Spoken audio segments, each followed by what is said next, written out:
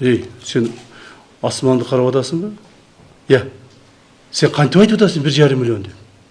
Ошо круговойду жасап қойғанға 50 000 сом ақша кетеді. 50 000 сом. Қаяқтағы 1,5 миллион, Уялбайсың ба? Тегерекчиликтин барын. Уялбайсың ба? Мен айтып атам сага, мына круговойдун ичин жасап қойған ғой. Қанша жыл деп атам мен сізге, айтып атам ошо. Қанша жыл? Уялбайсың ушуну қарағанда? Уялбайсың ушуну қарағанда? Эмнелеген жетекчисиң сен? Мындай жигиттерди жумуштан алыш керек. Вообще сен апарып камаш керек. Андай кыла турган болсоң. Этият болуңуз. Жаш экенсиз, канчадасыз? 32десиз, Жаш экенсиз, этият болуңуз. 2001ден бери иштейсиз. Азыр жетекчи болуп калдыңыз. Жок, орунбасар. Азыр 2001ден бери орунбасар болуп иштейсиз. Чөтө мен сизди карап эле подозрение кыла баштадым. Мен көзүм эме да мындай сразу выявляю. Сиз капа болсоңуз бир сыра ишиңизди текшертип койбоймунбу? Уруксат бересизби? Камалып калсаңыз капа болбойсузбу? Давайте мы вас проверим. Все вот это пансионаты я проверю сейчас. По десятки миллионов будете платить государству. Курорттуу шаарыбыз Чолпон Атада өтө актуалдуу суроолордун бири болуп атат. Бул маселе боюнча биздин урматтуу президентибиз Садыр Кожоевичтин берген тапшырмасы бар. Ошо тапшырмасы аткаруусунун негизинде биз бул жерде силер менен чогулуп отурабыз. Бул негизинен Чолпон Ата Ысык-Көл районуна тийиштүү болот. Бир эле Чолпон Ата шаарына эмес, Ысык-Көл районуна тийиштүү болот. Ошондуктан ушул маселени сиздер менен талкуулап, чечимдерди кабыл алып, чечимдердин аткарылышын контролдошубуз керек. Эмне үчүн бул маселе мага жүктөлдү? Өзүңүздөр билесиздер, бизде көптөгөн жетекчилер, айрыкча жергиликтүү бийлик органдарынын жетекчилери берилген тапшырмаларды аткарбайт, же болбосо аткарылышын создуктурат, же болбосо инициатива кылып өздөрү чыгып бир жумуш аткарайын дебейт. Жалдырап эле карап отура беришет. Бая бизде бир макалдар бар. Бир нерсени түртмөйүнчө билбейт дегендей. Унчукпай карап отура беришет. Көрсө да көрмөксүн коюп өтүп кетишет. Бул эмне маселе? Бул негизги маселе Ысык-Көл районундагы пансионаттардынга баруучу жолдор, алар тротуарлар жана ошол жерге коюлган талаптар жана инфратүзүмдөрдүн бар жоктугун текшерүү жана ошону куруу. Мына өзүңүздөр билесиздер, баарыбыз эле ушул жерде кыргызстандыкпыз, баарыбыз Кыргызстан ичинде өсүп чоңойдук, билебиз Ысык-Көлдү. Бирибиз 20 жылда беребиз, бирибиз 30 жыл, бирибиз 50 жылдан бери билебиз Ысык-Көлдү. Ошо канча билсек, ошончо Ысык-Көлгө келебиз, көрөбүз. Билесиздер, Ысык-Көлгө келерде айрыкча мына трассадан бурулуп пансионаттарга жөнөгөн маалда пансионаттын жолдору талкаланган бардыгы. Тротуарлар жок. Машиналар кыйналат, кээ бирлеринен чаң чыгып жатат, кээ бирлеринен оюктар, мына ямалар болуп, машиналар талкаланып атат. Элдерге чыккандай ошол дем алган адамдарга дагы, жергиликтүү жашоочуларга дагы эч кандай шарттар жок. Бул нерсе бир күндө, 2 күндө же 5 күндө, 5-10 жылда эмес, ушул Ысык-Көл болгондон бери ушул проблема да. Ушул проблеманы эч ким чече да албай койду, жасай да албай койду, жана көңүл да бурбай коюшту да. Акыркы маалдарда туура 2-3 жылдан бери көңүл бурулуп келе жатат. Кээ бир пансионаттарга кеткен жолдор оңдолуп атат. Кээ бир жерлерде ушу жолдор курулуп атат, туура. Бирок эгерде биз ушул теп менен бара турган болсок, дагы бир 15-20 жыл күтүшүбүз керек да. Айтып атпайбы, бирөөнү түртмөйүнчө билбейт. Ошондуктан ушул маселени биз азыр колго алышыбыз керек тез аранын ичинде. Ысык-Көл районунун территориясындагы пансионатка барган, ар бир пансионатка барган жолдордун баары оңдолуп бүтүш керек. Тез аранын ичинде. Асфальтталыш керек. Баарында тротуарлар коюлуш керек. Керектүү жерлерге электр жарыктары коюлуш керек.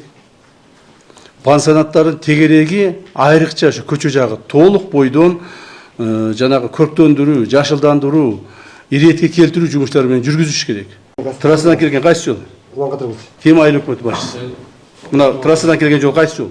Курорт Сарой да айтылат. Кандай? Курорт Сарой. Курорт Сарой көчөсү. Курорт Сарой көчөсү. Мына Курорт Сарой көчөсү менен келгенде эле ошол жердеги 3 бурчтукту көрдүңөр, Акыбалы кандай экен? Ошол жерден оңго кетет жол, мына Радуга, Барчын тарапка. Солго кетет жол, мына Айкөл, Тынчтык, Атлантис эмелер жагына, туурабы? Ошол жердеги мына 3 бурчтук деп турабыз. Эми Круговой деп коелу, Круговойдун акыбалы кандай? Айлекмет башчысызбы? Кандай акыбалы? Начар да. Качандан бери? Канча жылдан бери начар? Baştan beri. Başından болгондо канча жылдан бери?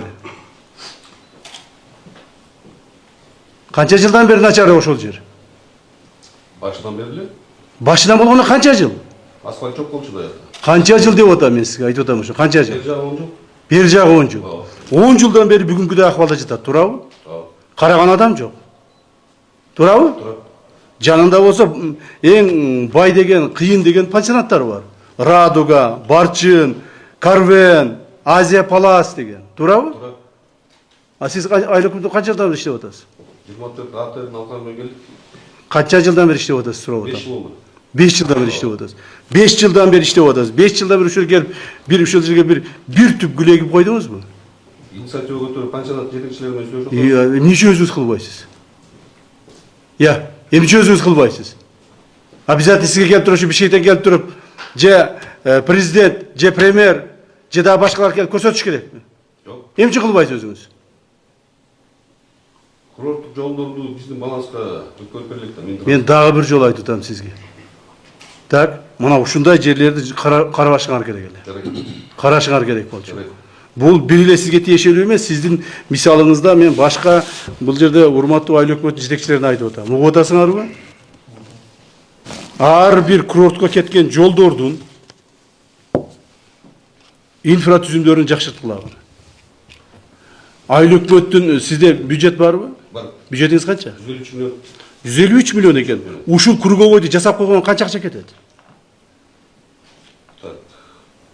Сонун кылып тур, ушул Круговой сонун кылып жасап, гүлдөрдү эгип, бир 5-10 даракты эгип, сонун кылып, красивый кылып жасап койгон канча кетет? Асфальт менен где-то бир 2-3 миллион сом кетет. Кандай асфальт менен? Бул жердин асфальтын биз жасадык го мына. Круговойдун өзүнө канча акча кетет? Өзүнө. Давай асфальт, у вас не будем спрашивать. Канча кетет акча? Так, 1,5 миллион. Сен асманды карап атасыңбы?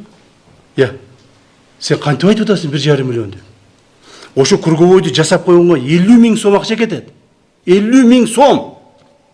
Каяктагы 1,5 миллион, Уялбайсыңбы? Тегерек чектин барын. Уялбайсыңбы? Мен айтып атам сага, мына Круговойдун ичин жасап койгонго. Ошол жерге бир 100 гүл тигип коюш керек. Бир 10 чакты бак-дарак тигип коюш керек. Так.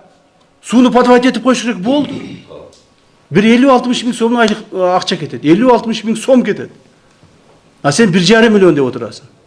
153 миллион бюджетиң бар экен. Уялбайсың ушуну караганда? Чын керек. Уялбайсың ушуну караганда? Эмне деген жетекчисиң сен?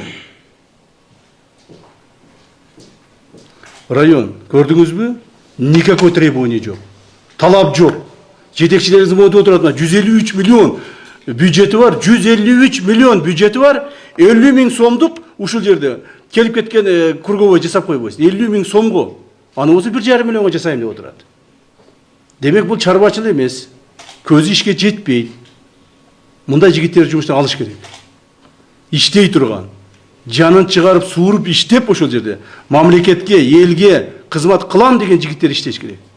Сага окшоп 50 миң сомдукту 1,5 миллионго жасайм дегендер жигиттер иштебеш керек. Вообще сени апарып камаш керек. Андай кыла турган болсоң. Элдин акчасын ошо 1,5 миллион растрата кылам дей турган болсоң. Мындан кийин эми аз өтөбүз, мына центральный көчөнү полный жарыктандырабыз. Сонун кылып жарыктандырабыз. Макулбу? Ал эле эмес, мына ол жака түшкөн, пансионатка түшкөн көчөлөрдү жарыктандырабыз. Ага да убактыбыз жетет. Ошолор жасаңыздар, отуруңуздар. Архитектуранын башчысы. Бардык иштин бардыгы архитектурада болуп аткан. Имейте в виду. Жерди туура эмес бөлүп берип, туура эмес чызып берип, 5 тыйын 10 тыйын алып коюп, мына жерге камакты коюп кой, мына жерге магазинди коюп кой, тигил жерди кошуп ал, бул жерди кесип сал дегенин баары сиздердин колуңарда. Эhtiyat болуңуз. Жаш экенсиз, канчадасыз? 32-десиз, Жаш экенсиз, эhtiyat болуңуз. Макулбу? Ишиңизди так алып барыңыз. Коррупциялык элементтерге берилбеңиз. Биз ушу архитектура тараптан өтө көп мүмкүнчүлүктөр көп да, жоопко тарткан адамдар да көп. Ушунун катарына кирип калбаңыз. Макулбу? Мен азыр сизди эскертүү иретинде гана айтып атам. Анан эгерде капыстан эртең ушундай болуп калса, аны өкүнүп калбаңыз. Макулбу? Мен көптү көргөн адам катары айтайын. Айтсаң болуп тур дей беришет. Ишке келгенде анан адам деген ушундай пенде деген жаман да. Тыйынды көргөндө бузулуп кетет. Же башка бир нерсени көргөндө бузулуп кетет. Ошону этият болуңуз. Макулбу? Айрыкча сизге айтып коеюн. Отуруңуз, пожалуйста. Так. Жер бөлүү боюнча кадастр, жер ресурстары. Качанда беришип атасыз? 2001'den beri.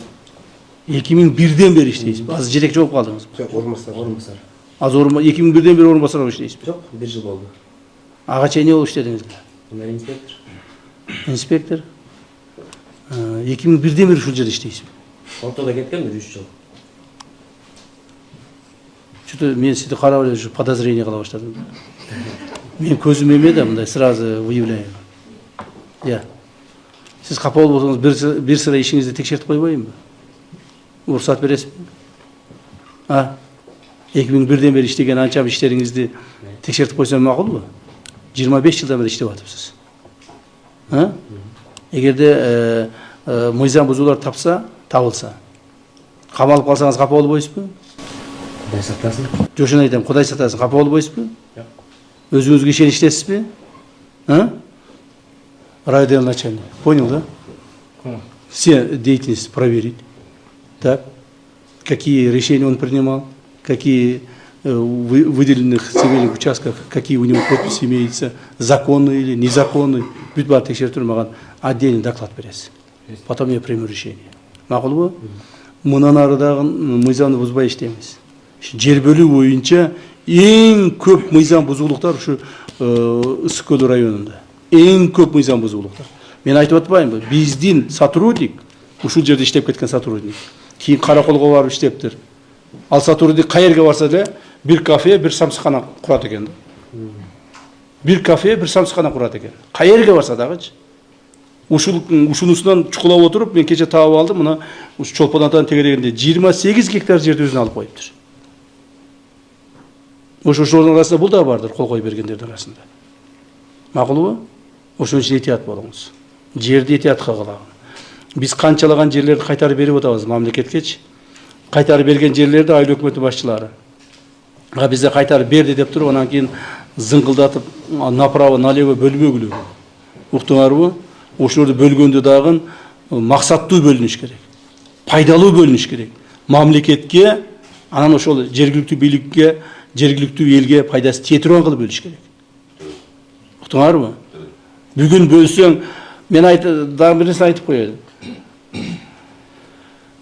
Орустар айтып коет. Сколько бы веревка не виться, конца будет депчи. Ошондо жаман чечим кабыл алсаңар, баары бир күн түшөсүңөр. Имейте в виду, ребята. Силерди коркутуп аткан жерим жок. Мен өзүмдүн мында кеңешимди айтып атам да. Быйыл бар, эмдиги жылы бар, аркы жылы бар дегендей. Ошондон таза иштегиле. Макулбу? Бүгүндөн баштап таза иштегиле. Мурдагы ишиңер болсо, өзүңөр президентка менен келгиле мына балагачы. Мен ушу жаман ишим бар деп, ушуну оңдоп бериңиз десеңер, президентка менен келсеңер, мы там поможем. Если будет сидеть, бир жерди бекитип алып берип кой. Мы когда-нибудь все равно выявим. Будем выявлять, будем принимать меры. Макулбу? Ошон үчүн этият болуңуздар, отуруңуздар бардым. Ушул жерде эле пансионаттын представительдери барбы? Мына Радуганыкы барбы? Радуга бар экенсиз. Барчындыкы барбы? Бар экенсиз. Карвендики барбы? Бар экенсиз. Азия Паластыкы барбы? Бар экенсиз. Жалындыкы барбы? Бар экенсиз. Атлантистики барбы? Бар экенсиз. Айкөлдүкү барбы? Бар экен. Тынчтыктыкы барбы? Бар экен. Чайканыкычы? Бар экен. Мына бардыңар, бар экенсиңер. Өзүңөр көрүп атасыңар, туурабы? Ушул жерге сиздерге жылына жүздөгөн десем бул эң азында миңдеген, 10 миңдеген адамдар ушул жерге келип дем алып кетип атат, туурабы? Ушул эмелерге, мына пансионаттарга, дем алуучу жайларга. ушуларды жолдорду жасап, тротуарларды жасап, ушу круговойлорду сонун кылып, сууларды чыгарып, ар бириңер ушул жанагы пансионаттардын туштарын жолдор жакты карап, мына азыр мына Радуга келе бар. Мына Барчынга же Карбенге эле бар.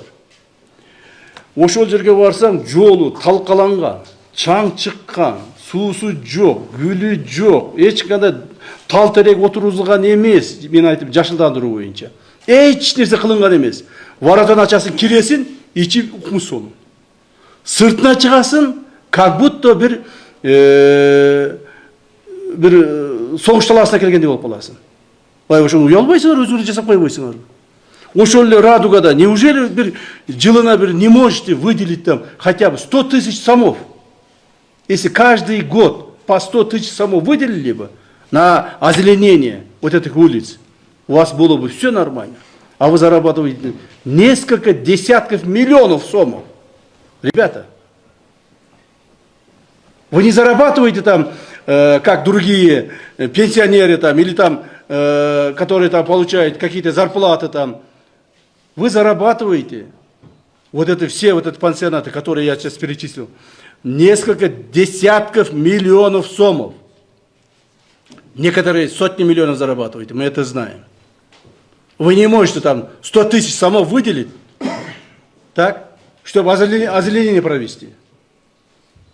А сиздер жергиликтүү бийлик органдарынын жетекчилери ушуну уюштура албайсыңар. Ушул жетекчилер менен сүйлөшө албайсыңар. Ушулар чогултуп, сүйлөштүрүп, түшүндүрүп, айтып деп жеткизсеңер болобу? Болот. Эмне үчүн ушуну жасабайсыңар? Эмне үчүн ушуга сөзсүз түрдө бирөө жарым келип, бирөөнү урушуш керек, бирөөнү кууш керек, түрткүлөш керек? Жасай бербейсиңерби?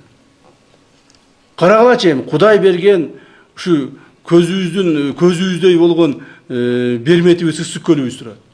Эл бул жака эмне үчүн келет? Ысык көлгө түшкөнү келет, туурабы? Дем алганы келет. А ысык көлгө түшүп, сууга түшүп дем алыш үчүн каяк менен келет? Ошо жол менен келип атпайбы? Жолдон басып өтүп атпайбы? Жол менен машина менен келип атпайбы? Эмне үчүн ушуну карабайсыңар? Эмне кылыш керек муну каратыш үчүн? Былтыры биз айтып деп жүрүп ушул мына жолду мына Айкөлгө келгенге чейин мына Чайкага чейин жасатып койдук эле жолду. Жакшы болуп калдыбы? Жалын, Атлантис, Айкөл, Тынчтык, Чайка представительдер жакшы болуп калдыбы? Жакшы болуп калды. Көрдүңөрбү? Точно ушундай эле нерсени эмне үчүн биз жасай албайбыз могул жака? Хотя бы ар бириңер бир 5-10 миң доллардан чыгарсаңар, мүмкүнчүлүгүңөргө жараша ушул жолдор бүтүп калат эле го. Дебинин башчысы барбы? Мына Дебинин башчысы менен сүйлөшөйлү. Булар мамлекет тарабынан жакшынакай кылып туруп, мындай бир эч кандай өздөрүнө кошумча жанагыдай прибыль албастан ушул жолдорду бүтүрүп берсин. А силер болсо ушул финансыларды чыгарып бергиле. Жолду сонун кылып зыңкылдатып салайлы. Жанына сонун кылып тротуарды салайлы. Ар бириңер өзүңөрдү мынау жанагы пансионаттардын алдына сонун кылып озеленение кылгыла. Хотя бы 10-дон, 15-тен, 20-дан арчаны тиккиле, гүлдөрдү тиккиле сонун кылып. Так, 2-ден 3-тен отургучту коюп койгула. Келген адамдар эшикте мен 1-2 пансионатты көрдүм, баратаңар жабык, адамдар баарды жүктөрү менен эшикте колдорунан кармап турушат. Даже отурганга отургуч жок. Да неужели вам это как вас не касается, а? Ушунун бардыгы напрямую силерге тийиштүү болуш керек эле. Ошо воротаңардын жанына эки жагына бир 4-төн жакшынака сиденелерди коюп, көлөкөсү түшө турган, жамгыр болсо жамгыр тийбей турган, күн болсо көлөкө боло турган, ошолорду коюп, жакшынакай кылып, арчаларды тигип, гүлдөрдү тигип ошол жерге. Сону кылып койбойсуңарбы? Аны жасасаңар мен үчүн, же бир жетекчи үчүн жасабайсыңар, өзүңөр үчүн жасайсыңар. Өзүңүздөрдүн ушул пансионатыңыздардын көрктүүлүгү үчүн жасайсыңар. А силерде болсо кандай? Воротаны жаптыңар, воротанын ичине кирсең пансионат бир сонун. Иштери гүлдөнгөн, тазаланган, жанагы бактар тигилген, бурчаткалар салынган, үйлөр аккуратный, баары жакшы. Молодцы. Вороторун жаптың, эшикке чыктың, уже состояние карасаңар. Эми бардыгын эле муну мамлекет бизге ошол жерде кылып берет деп карап отурбагыла. Ушул жерден силер өмүр бою таап атасыңар. Так. Эгерде жок, биз буга катышыбыз жок. Биз только эле жанагы эмелерди кабыл алабыз, жанагы туристтерди кабыл алабыз, өзүбүз ичибизди гана карайбыз, сыртыны биз жолуң менен ишибиз жок, тротуарың менен ишибиз жок. Кантип келсе ошентип келип кетсин. Мамлекет кылса кылсын, биз кылбайбыз. Дей турган болсоңор, анда төлөгүлө налогду толук койду. Давайте мы вас проверим. Все вот эти пансионаты я проверю сейчас. По десятки миллионов будете платить государству. За то, что вы не оплачиваете налогов. За то, что вы скрываете это все. За то, что вы нарушением живете. А ушунун баардыгын уюштура турган жергиликтүү бийлик органдары. Уктуңузбу? Аким, милиция, органы правопорядка, органы безопасности. Так. Вот ваша работа. Архитектура и другие. Эмчи иштебейсиңер силер? Азыр эле мына Чолпон Ата шаарынан жолдор оңдолуп, тротуарлар жасалып, освещениелер коюлуп, остановкалар коюлуп, демеле сону болуп калды. Эми ушул нерсенин баардыгын биз пансионатка кеткен жолдорго улантышыбыз керек. Мына пансионаттардын ичине кирсең бир сонун, баары таза, баарын сонун кылып коюшкан. Бирок пансионаттын сыртына чыксаң эле жолдор баары талкаланган, эч кандай шарт түзүлгөн эмес, адамдардын, машиналардын келип кеткени баары чаң, баары ушундай ойлуган, сойлуган жолдор. Мына эми ушул негизги тапшырмаларды койдук. Бул урматтуу президентибиз Садыр Кожоевичтин биздин алдыбызга койгон негизги маселеси ушул ар бир пансионатка барган жолдорду оңдоп, ошол жолдордун чекелерине тротуарларды куруу. Ысык көл району боюнча быйылкы жылы ушул маселени баарын чечебиз. Азыр мен тапшырмаларды койдум. Сентябрь айына чейин, сентябрь айынын аягына чейин ар бир пансионатка барган жолдордун баардыгы асфальттаныш керек. Жолдор баары оңдолуш керек. Жана тротуарлар жасалыш керек. Ошондо гана мен ойлойм туристтерибиз мындан да көбүрөөк келет, мындан да көбүрөөк маселелер чечилет деп. Жыйында Камчак Кудусаевич ушундай талап койду. Буга чейин дагы пансионатка кеткен ушу жолдорду бир топ жасап келгенбиз. Бирок негизи ошол сапаттуу кылып бүгүнкү күндө ошол пансионатта кетип аткан мисалы үчүн көп жерде, кээ бир жерлерде автомашина үчүн жол бар, бирок жүргүнчүлөр, эс алуучулар үчүн жол жок да. Ошолардын баардыгын ошол сентябрь айына чейин ошол пансионаттарга кеткен жолдорду бүтүрүү боюнча тапшырма болду. Бир эле ошо мамлекет гана карап турбастан ошол жердеги пансионаттар дагы, ошол жердеги элдер дагы ким мүмкүнчүлүгүнө карай жардам берүү боюнча да сүйлөштүк. Анан заманбап кылып, жакшынакай кылып ушул пансионаттардын теректерин, алар кеткен жолдорду иретке келтирип, ушул пансионатка барганда кээ бир ушуларды абдан мындай моюнга алуу менен айтабыз. Чында ушундай кемчиликтер бар. Пансионатка барса биздин эс алуучулар баягы өзүнүн жүгүн көтөрүп алып, мындай отуруп турганга шарттар жок да. Ушулардан бери жасоо боюнча тапшырма болду. Биз бул тапшырмаларды толугу менен атканга буюрса даярбыз.